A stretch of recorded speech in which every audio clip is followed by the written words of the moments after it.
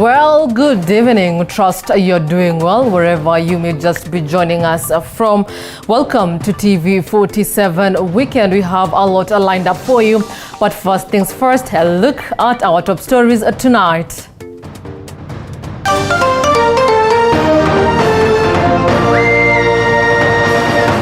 Tonight, DP Ruto intensifies campaigns in Embu County as his popularity in the Mount Kenya region drops, according to a research by TIFA. Kwa mambo ya housing, agro-processing, value addition, manufacturing, ili tupange ajira ya hawa vijana wa taifa letu la Kenya. As Raila plans to raid Trans Nzoia over the weekend. Philip Anyola to be installed new Nairobi Catholic Archbishop tomorrow. Kazi ya uchungaji lazima awe na wale ambao wanaomfuata ama ni wale ambao wanaomtangulia, aidha ambao anawachunga kuelekeza kwa Mungu. Archbishop Anyola replaces John Cardinal Njue, who retired early this year. Court of Appeal overturns voiding of 23 laws passed by the National Assembly without the input of Senate.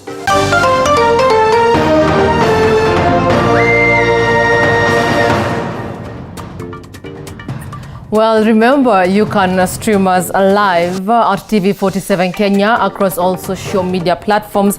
My name is Grace Josephine, and Mini Besa is the sign language interpreter this evening. A recent survey has placed Deputy President William Ruto ahead of ODM boss Raila Odinga as the race to succeed President Uhuru Kenyatta gathers momentum.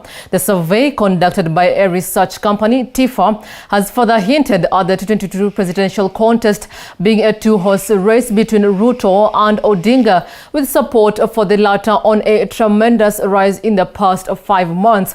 However, as David Mudokanda reports, the Ruto-led UDA party enjoys a strong backing in various parts of the country, with a popularity of 30% ahead of Jubilee and ODM parties combined, which trail with 21%.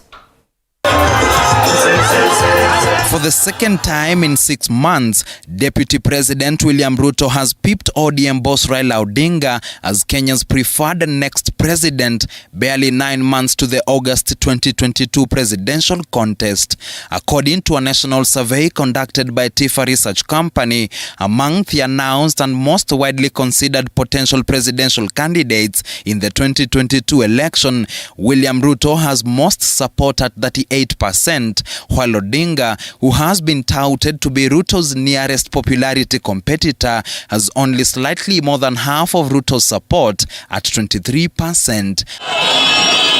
At the same time, both Odinga and Ruto will probably shift their focus to the 23% who are undecided on whom to back in the race to 2022, which continues to shape up. Oka leaders Musalia Mudavadi and Kalonzo Musyoka trail with 2% and 1% respectively. As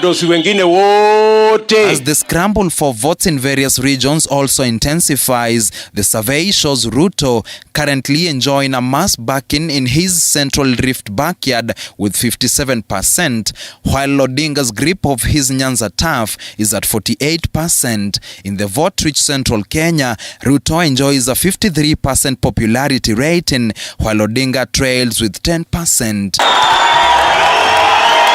Ukambani tunaenda kazi ni kazi ama inabaki kwa kitendawili. With the two contestants both set to use UDA and ODM parties as their preferred vehicles to State House, Ruto's UDA is currently attracting a 30% support, while Odinga's ODM is at 16%. Jubilee has a backing of 5%, while ANC, Wiper and Oka parties each have 1%.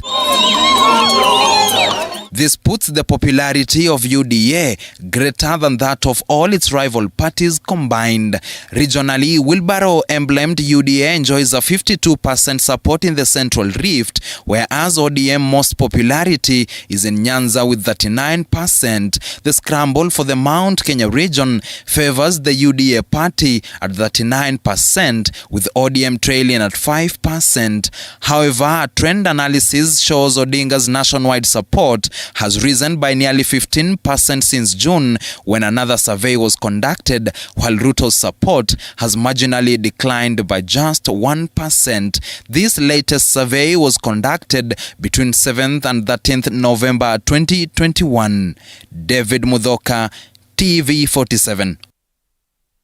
Well, that report by David Mudhoka ushers us into the political arena, where Deputy President William Ruto has warned Kenyans against being divided into political and tribal lines by leaders only seeking political positions for their own selfish interests.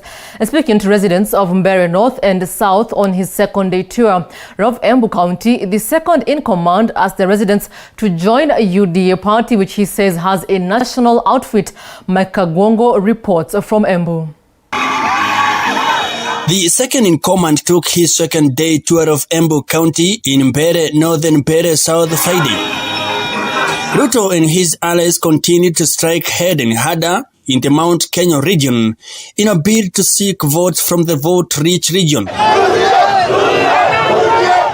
Deputy President William Ruto noting that more than 150 MPs had agreed to unite and form UDA party across the country, hence railed the residents to emulate their leaders. Si hawa vijana ni watoto wetu, si tumewasomesha, si wengine wako na certificate, diploma na degree. Tusipowapangia ajira hawa vijana wetu, si tutawapoteza kwa ulevi na mambo ya uhalifu na mambo ya madawa. He assured the residents that he will accomplish the Big Four agenda if elected the 5th president in August 2022 through his bottom-up approach, which he says will empower small and medium enterprises. Mwaka ujao, kabla hatujapanga mambo mengine yoyote, vile tulikuwa tumepanga ndani ya Big Four na Rais Uhuru Kenyatta, tunaweka bilioni 100 next year kwa mambo ya housing, agroprocessing, value addition, manufacturing, ili tupange ajira ya hawa vijana wa taifa letu la Kenya. His allies dismissed the formation of small parties within Mount Kenya region, which they said were being funded by ODM party leader Raila Odinga. Nyinyi tunawaambia muache kiburi, mlifukuza sisi. Sasa Jubilee ile tunajua ni ile inauza bima, inaitwa Jubilee Insurance. Na ile ingine ni ile inatengeneza chakula ya nguruwe, inaitwa Jubilee Feeds. The Interior Cabinet Secretary Fred Matiang'i came under attack for the second day running, with leaders accusing him of forcing citizens to follow Raila Odinga and his ODM party. And it is a corruption that is there in the office of the president. Tunataka tuwaambie wale mahasla wafanyabiashara wote wenye walikuwa suppliers na contractors kwa Department ya Correctional Services ambao miaka mitatu iliisha, rais aliamuru walipwe pending bills, na mpaka wa leo huyo Kibisho na Matiang'i wamekataa kulipa suppliers, wajela ndio magaidi wanatoroka. The MPs dismissed the plans by Jubilee top organ to expel members who have since joined UDA party from the ruling party. Mike Kagwongo, TV 47.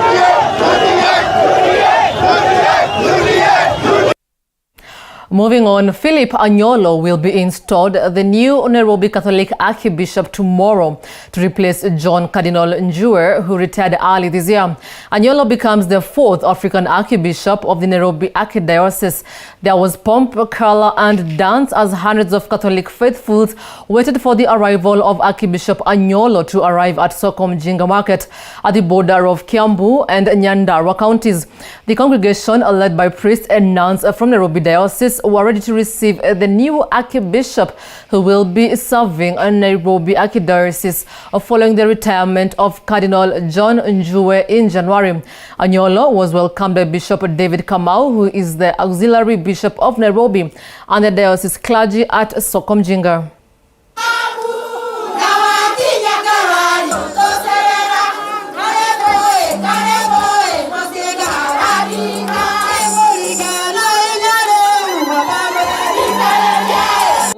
Happy and we feel rejuvenated, and we believe that he has come to help us grow further spiritually and even development-wise in the church. Naomba tu kama baba askofu angepata wakati mwingine akuja atutembelee. Na kwa vile ni mengi hatuwezi kuisema hapa kwa sababu kila familia iko na mahitaji yao. Kuna watoto, kuna wazee na wamama. Tungeomba tu kama ataweza pata nafasi arudi katika hii kanisa yetu ili tuwampokee vizuri, tukiwa na wale washirika wengine, tukae chini tumuelezee kama familia. Yetu ni kuomba, tumuombee sana akalia hiyo kiti vizuri kama vile Kardinali retired alikalia, na huyu akitusikiza sisi kama wamama tukiwa na shida zetu, kwa sababu shida za wamama ni tofauti na za wazee na za watu wengine. Ambaye ametupatanisha akatuweka pamoja, yeye ndiye pia atakayetuwezesha kufanya kazi hii ya pamoja sisi wote, kwa sababu kazi ya uaskofu, kazi ya uchungaji, lazima awe na wale ambao wanaomfuata ama ni wale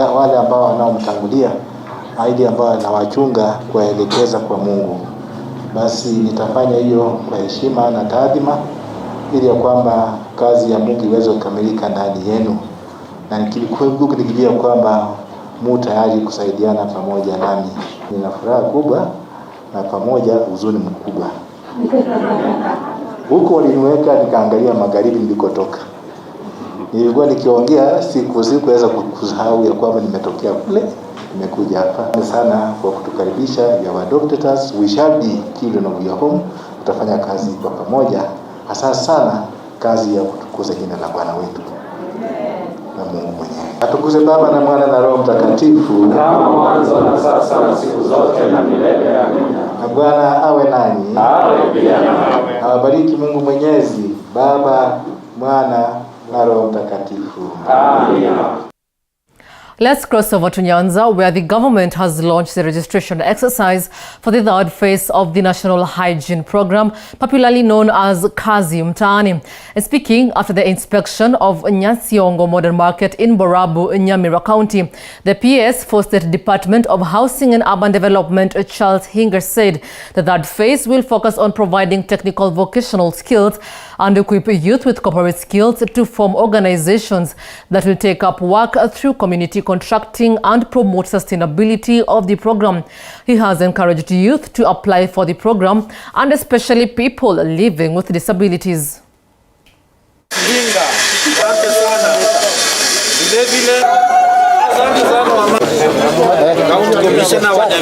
This third phase, we want to focus on moving towards sustainability of Kazi Mtaani and positioning our youth to take up opportunities within our communities.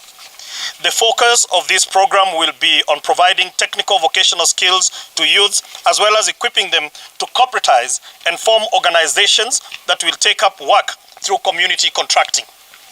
The program will provide opportunities to undertake projects that will provide both a livelihood and an avenue for skills building. In this phase, therefore, it is anticipated that Kazi Mtaani youths will be engaged in activities that will lead to qualification and accreditation in the construction sector. Using on-the-job training and apprenticeship as the path to certifications, the youth with an interest in construction works will be recruited into the available work streams. At present, these work streams include such activities as construction works using appropriate building materials and technologies, otherwise known as ABMTs, for construction of hostels in selected TVETs, construction works to complete previously stalled economic stimulus program market, construction works to remove asbestos roofing in government estates. We will also have a work stream of Kazi Mtaani youth, which will be integrated in contribution to health outcomes, integrating with the Malaria Youth Army. Moving on, the Court of Appeal has overturned a High Court ruling which saw up to 23 laws passed by the National Assembly between 2017 and 2019 termed unconstitutional. According to the Appellate Court, the laws which were passed without the Senate's input did not require to pass through Senate, noting that concurrence is only required on county bills. The 23 whose fate no longer hangs in the balance include the Public Trustee Act No. 6 of 2018, the Building Surveyors Act No. 9 of 2018, the Computer Misuse and Cybercrime Act No. 5 of 2018, the Kenya Coast Guard Service Act No. 11 of 2018, the Tax Laws Act No. 9 of 2018, and the Statute Law Act No. 18 of 2018.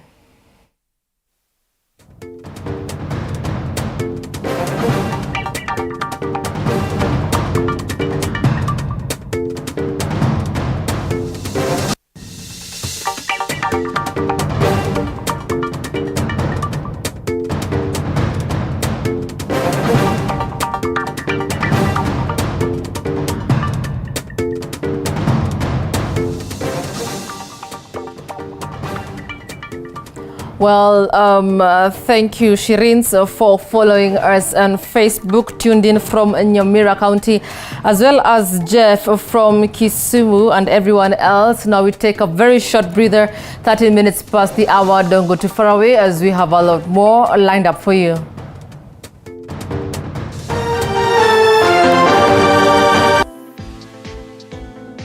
Entrepreneurs around the country are creatively grinding. I started with a borrowed phone. A borrowed phone? Yeah, that could last 2 hours with charge. We just have to do quality work for them.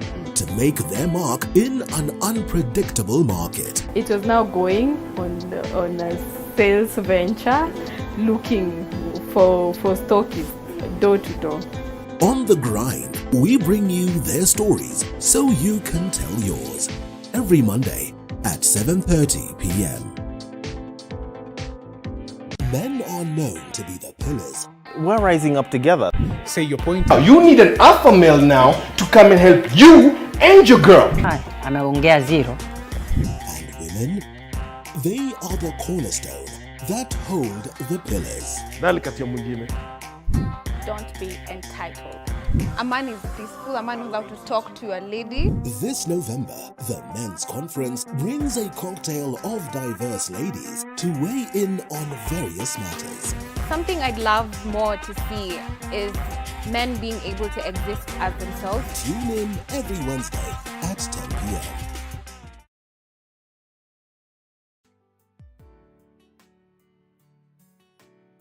Hello guys, and welcome to Night In with Joy Irungu. Joy Irungu. Heartbreak, pain, and tears have been a major part of Night In Season 1. We thank you for being with us on this journey, and for this upcoming season, we will bring you more empowering stories that not everyone is talking about. This is the only show where we keep it authentic. We share our lifetime experiences, and you know what? Tell every person that you can turn your pain into power. Join Joy Irungu on Night In as we take the brave step of sharing.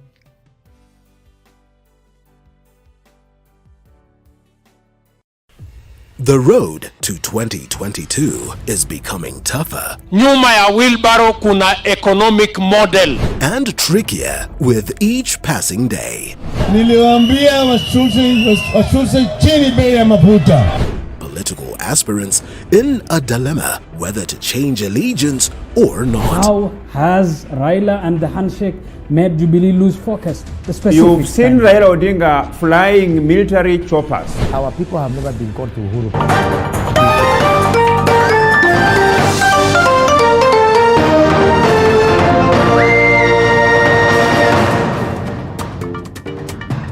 Well, thank you for staying with us. First Lady Margaret Kenyatta has commended the United Nations Children's Fund, or UNICEF, for promoting children's rights. UNICEF is the only organization named in the Children's Rights Convention mandated to protect the rights of every child globally. Speaking virtually during the 75th anniversary celebration of the 50 years UNICEF has been in Kenya. She lauded its achievements in eradication of polio, harmful cultural practices such as female genital mutilation and early marriages, mother-to-child HIV transmission, humanitarian relief, and universal primary education. Margaret Kenyatta. Over here, So, looking back at the journey, this institution has traveled since 1946, impacting the lives of millions of children. Saving lives, protecting their rights, is a visible legacy that makes us all proud to be part of. The legacy of your work dwells in generations of children whose lives have been enhanced, particularly children living in vulnerable and marginalized communities. Our Republic. As a ministry, we acknowledge your efforts in championing children welfare countrywide and globally. We are sincerely grateful to the support, facilitation, provision, guidance, and all other areas of collaboration to protect our children from violence, exploitation, and abuse. UNICEF has been our true and faithful partner. Well, Public Service, Youth and Gender Affairs Cabinet Secretary Margaret Kobio has reiterated the government efforts to ensure the school feeding program in public schools continues. Speaking at Kilimani Primary School in Isiolo County, Kobio said the government is committed to ensure that the education calendar is not disrupted by the ongoing drought, which could lead to school dropouts, especially children from pastoralist communities who migrate in search of pasture and water. Kobio says the provision of food in schools will not only keep learners in schools, but also ensure their healthy well-being.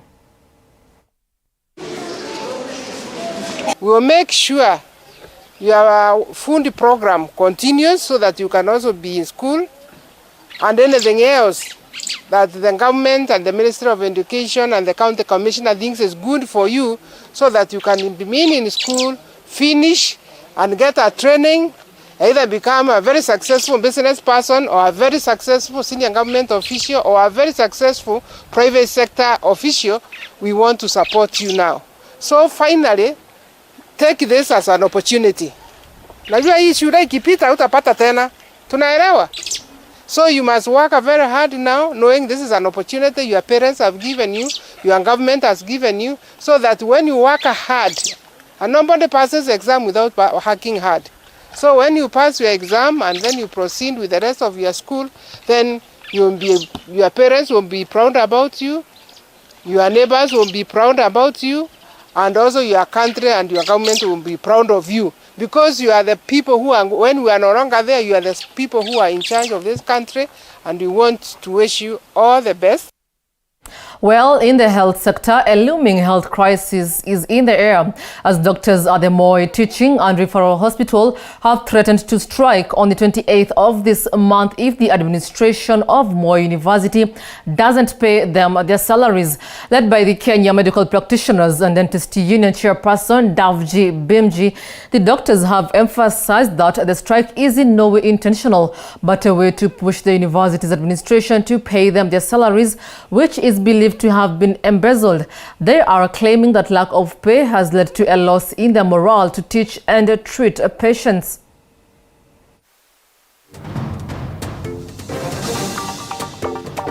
All the doctor lecturers in more universities, that is the medical practitioners, the specialists, the pharmacists and the dentists, both who are lecturing and those working in the facilities, will proceed for an industrial action, for a strike on 28th of November this year, that is next week, Thursday.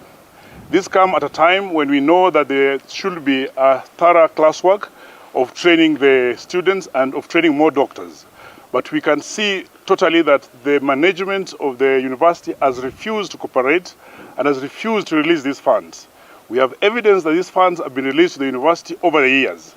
On 4th of August this year, we wrote to EACC to investigate the nature of which the university is managing these funds, because all the other universities have been able to pay the lecturers, to pay the doctors, and even to pay the doctors working in the facilities. Walitumia hizo pesa kwa njia zingine ambazo hazieleweki, na mpaka leo lecturers wanauliza walipo hizo pesa. Kwa hivyo leo tunataka kupeana hii notisi ya mgomo ya kwamba sio sisi tumependa mgomo huu uonekane ukue, ni university, ni management ya university ambayo inataka mgomo huu uwe. Kwa maana well, in matters of legislation, two separate Senate standing committees, that is the Public Accounts Committee and that of Agriculture, Livestock and Fisheries, today visited Trans Nzoia County to examine audit queries and to listen to maize farmers' complaints.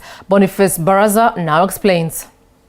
Members of the Senate Public Accounts Committee were in Trans Nzoia County. Their mission was to inspect Trans Nzoia County projects with audit queries. The committee visited Trans Nzoia County Teaching and Referral Hospital that has been under construction for over 5 years at a cost of 1.3 billion shillings. We are also here to hear from the county executive when the project will be available for use to the public, because the public are not just interested in a building. The public are interested in services. What we can approximate is that the project is 85 to 89% complete. In other words, physically it is incomplete, but the percentage is what we have estimated. However, Trans Nzoia County Governor Patrick Haemba has said the hospital is due for completion early next year. We are hopeful that the physical construction side may be through by March. After that, there's the issue of operationalizing the facility. Now, we are engaging with the national government and other players to make the facility work properly. Elsewhere, the Senate Standing Committee on Agriculture held a consultative meeting with the seed maize farmers. In the meeting, it emerged that Kenya Seed Company has been exploiting seed growers. Big Four ile ya president ni ya kusema tunataka kujistawi kichakula kama nchi, na kama wakulima wanalalamika, hasa wakulima wa seeds, hiyo itakuwa mbegu, hiyo itakuwa ni shida kubwa. Wakulima wanasema ni kama vile bei ile wanalipwa na Kenya Seed wanasema haitoshi. Hawa farmers wametuambia tena, wametueleza ya kwamba they are not represented kwa board ya Kenya Seed. Hiyo ni kitu moja tunajaribu kuulizana. Na pia hata kwa management of Kenya Seed, most of the people in management in Kenya Seed, hata si watu wa Trans Nzoia, hata si watu wenye najua maneno yote juu ya kupanda mahindi. So walikuwa wanatuomba ya kwamba at least tuone ya kwamba our farmers wako represented kwa board ya Kenya Seed. Maize farmers are concerned with the maize prices issued by the National Cereal and Produce Board. This committee promised to address the matter so that the farmers are not affected. Tumeweza kuelezwa leo kwamba wakulima hata sio 2300 wanapokea 1800 mpaka 2000 kwa gunia ya mahindi. Na experts wamehesabu ile cost of production ya mahindi hapa Trans Nzoia ni 1800 per bag. Sasa ukikuta mtu anauza shilingi 2000, hiyo ni hasara mtupu. Cost of production ya farming ni 1800 na gunia moja ya mahindi inauzwa na 1800 to 2000. Saa zingine hata kupata hiyo 2000 nasikia ni ngumu sana. Kwa hivyo ni kusema mkulima anaenda hasara. This comes at a time the farmers are in the harvest season. Boniface Baraza, TV47, Trans Nzoia County. Moving on to the coastal part of the country, children in Mombasa County are set to benefit from an early childhood robotic program that was launched mid this year as a way of promoting early innovation. Patronila Goren with a report from Mombasa County. These children from various schools in Mombasa were today taken through a learning session to assist them improve their creativity and collaboration through technology. According to the Chief Officer of Technology and ICT in Mombasa County, the program is a larger picture in ensuring Mombasa is techno-savvy in the future. Today, artificial intelligence is used in all the sectors, in entertainment, in education, in security. So we are building these talents at an early age. We expect Mombasa to be a technology business center. The program, which targets children between the ages of 4 and 6, has already been implemented in 7 schools, with 100 targeted in the long run. There have been a lot of interest which has been developed, especially in coding and robotics. You see, this program at this level, especially at an early age, children of 4 to 6, the main target or vision is to be able to introduce interest. We're expecting to build a pipeline of IT professionals that will help this country develop, because we want to use IT to move our country and our continent to the next level, and IT is the only way we can do that. The county has started building ICT hubs so that the children can transit into them as a way to build careers in ICT. Patronila Goren for TV47 in Mombasa. Well, that report by Patronila Goren brings us to our second break here on TV47 Weekend. Don't go too far away as we have a lot more lined up for you on the other side.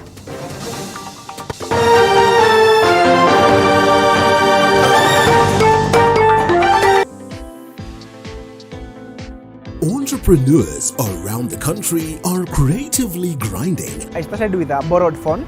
A borrowed phone? Yeah, that could last 2 hours with charge. We just have to do quality work for them. To make their mark in an unpredictable market. It was now going on a sales venture. Don't be entitled. A man is peaceful, a man knows how to talk to a lady. This November, the Men's Conference brings a cocktail of diverse ladies to weigh in on various matters. Something I'd love more to see is men being able to exist as themselves. Tune in every Wednesday at 10 p.m.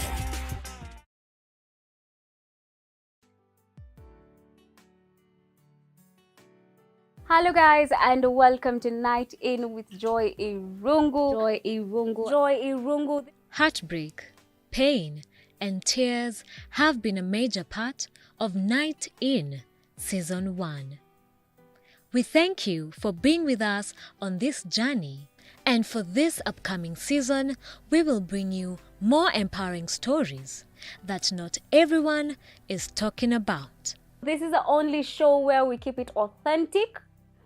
We share our lifetime experiences, and you know what? Tell every person that you can turn your pain into power. Join Joy Irungu on Night In as we take the brave step of sharing.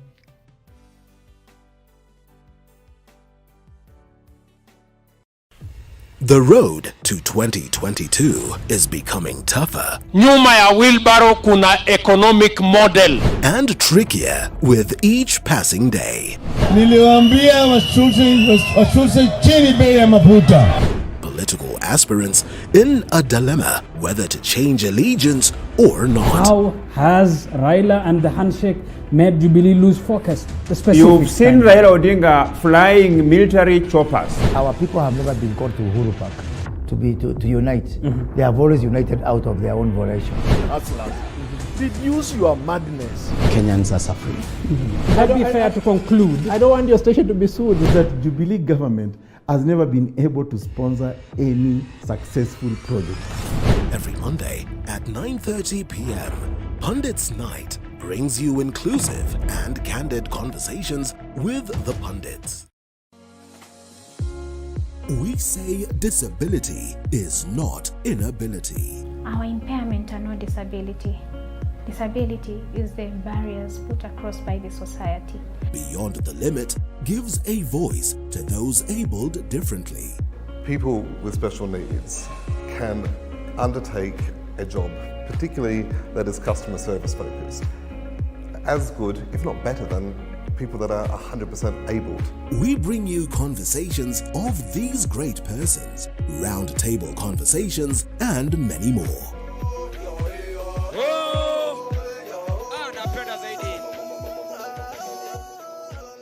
Every Saturday at 7:30 p.m.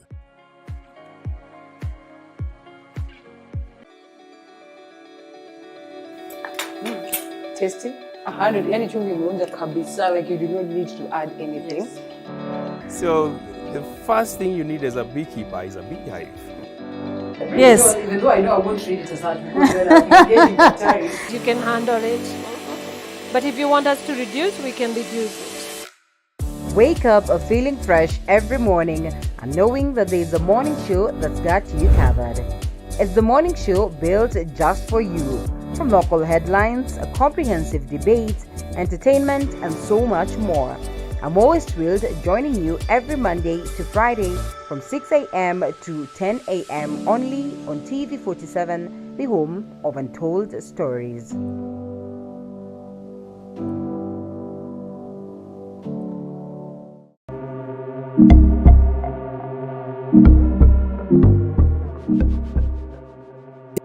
Kilimo Diaries is not your one-stop show.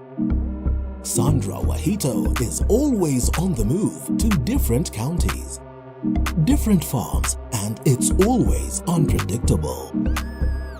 Animals, crops, and advice from both farmers and experts. We also add calcium sulfate when it's too basic. Every Sunday at 6:30 p.m., we talk agriculture.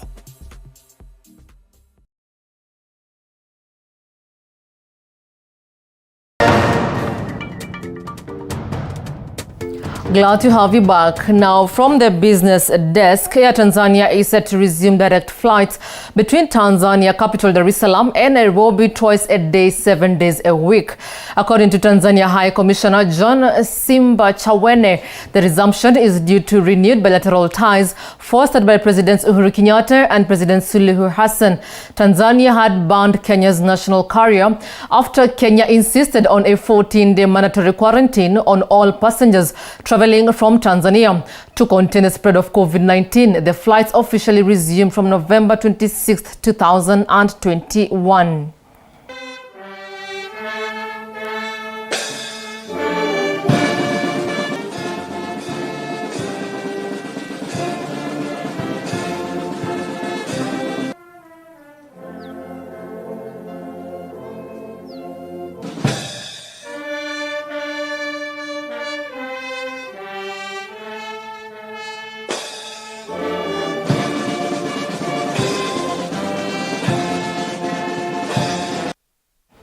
While crossing borders, U.S. President Joe Biden will temporarily transfer his power to Vice President Kamala Harris during their quote-unquote brief time Friday.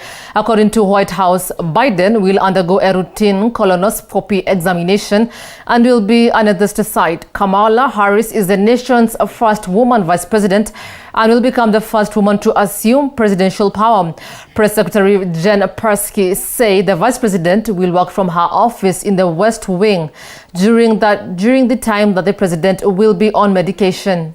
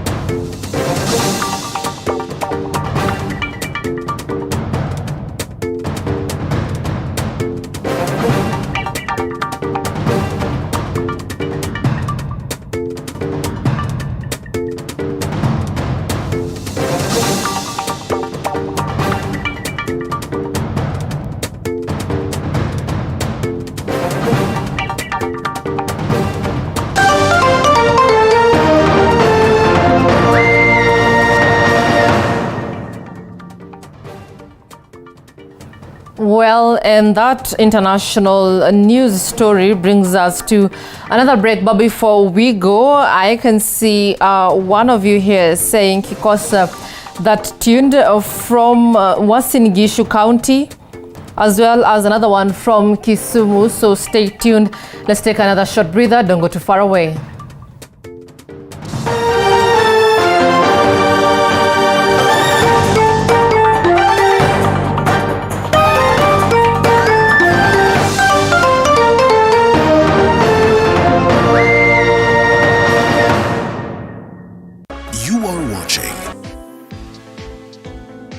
Entrepreneurs around the country are creatively grinding. I started with a borrowed phone. A borrowed phone? Yeah, that could last 2 hours with charge. We just have to do quality work for them. To make their mark in an unpredictable market. It was now going on a sales venture, looking for stockists door to door. On the grind, we bring you their stories so you can tell yours. Every Monday at 7:30 p.m. Men are known to be the pillars. We're rising up together. Say your point. You need an alpha male now to come and help you and your girl. Ameongea zero. And women, they are the cornerstone that hold the pillars. Don't be entitled. A man is peaceful, a man knows how to talk to a lady. This November, the Men's Conference brings a cocktail of diverse ladies to weigh in on various matters. Something I'd love more to see is men being able to exist as themselves. Tune in every Wednesday at 10 p.m.